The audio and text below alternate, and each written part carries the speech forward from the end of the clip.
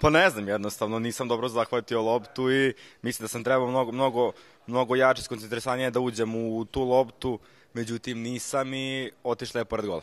Pre svega mislim da smo mi odigrali isto jako dobru utakmicu, borili smo se, da kažem, do zadnjeg atoma snage, dobro smo trčali, dobro smo stali taktički, što je najbitnije. Jeste, imali su bolje šanse nego mi, ali dobro, sigurno danas je i Bog pogledao u nekim situacijama i mi smo imali eto tu moju šansu, mislim da smo mogli još par puta dobro da im zapretimo, ali nismo i nama odgovara taj rezultat. Bitno je da nismo primili gol, da smo dobro stajali i sigurno da smo presretni zbog tog rezultata. Pre svega mislim da smo se jako dobro pripremili, pre svega fizički, a i taktički isto, tako da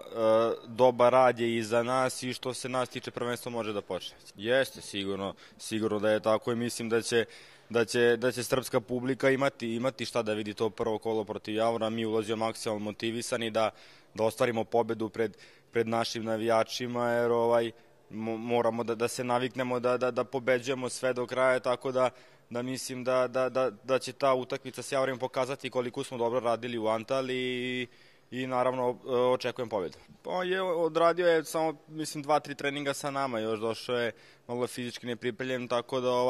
nisam imao priliku još sa njim da igram na treningu, nismo igrali zajedno u ekipi, ali mislim da se radi do sada što je pokazao da se radi o dobrom igraču i da će pomoći i meni i Crvenoj zvezdi.